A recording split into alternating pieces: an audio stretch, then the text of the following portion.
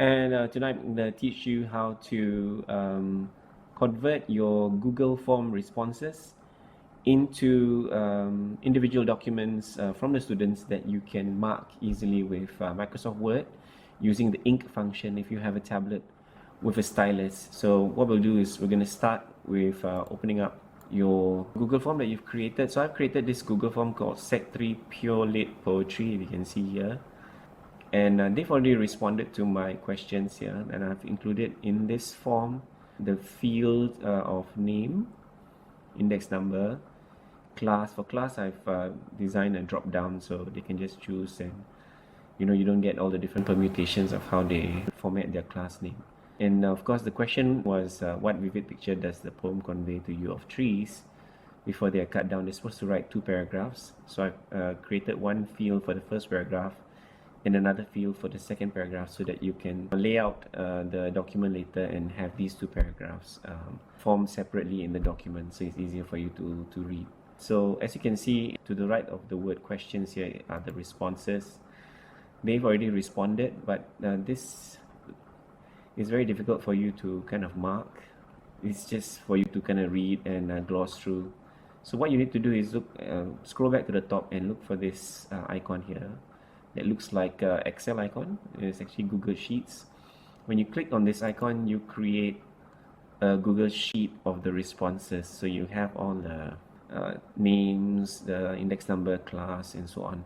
And they've already been arranged according to index number and class. Right, because they have 2 classes here, 3.5 and 3.6. This is the first thing you have to do, and the second thing you have to do is, of course, download this. Right, go to File, download as Microsoft Excel. We will need this Microsoft Excel document, right? And I'll show this in the folder. This is obviously in the download folder, right? As Sec 3 Pure Lit Poetry Trees. Okay, you need to find this later, so take note where it is saved. Right, so now that you're done with this, you can minimize this or close it. And now you have to open up Microsoft Word, because you'll need Microsoft Word to do the merging of this data into documents where you can mark. Open a blank document. Right, if you intend to print these documents also, that's fine. Right, you can mark on hard copies. Make sure the page setup is A4, right? So you can see when you print, it will not come out wrongly. Right, so what we need to do is go to the tab here called this menu item here called mailings. Right, click here. Okay, you need to start mail merge. Okay, go to normal Word document. Okay, this will activate the macro. Then you need to select recipients. Now this is when you use an existing list and find that document that we downloaded just now under downloads folder. This is the document. Open this up. Okay, so say OK here, and you've loaded this into Microsoft Word. So what you need to do now is, okay, type in name, colon, right, and then insert the first field, which is name, obviously. I'll do that again. Name, and then go to insert merge field, this button here, click on it. Okay, and select name and insert it inside. You'll see the field is there. Close that, put some space, put open brackets, and insert the other field, which is index number. Okay, close that and close brackets. Okay, maybe you can put a tab, and now type in class, colon. Okay, insert the field class. I'm doing this quickly, right? I'm sure you can slow this down or pause this video at any time. Insert. Okay, now you've got the details of the contributor.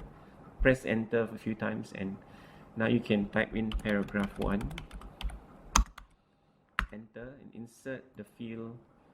Okay, you can't see the whole field title here, but you know this is the paragraph 1. Insert that one, close that, enter twice, maybe to create some space in between the paragraphs. Put paragraph 2, paragraph 2, enter, insert the last field. And before you do the merge, what I like to do is I prefer to mark my documents in a certain layout. So I'll select all of this and go to home, Calibri is a very pleasant font to mark, and change that to 14. I think that's just nice. Go to this function paragraph and change that to 0 space in between and after, or before and after paragraphs, and change that to 1.5 lines.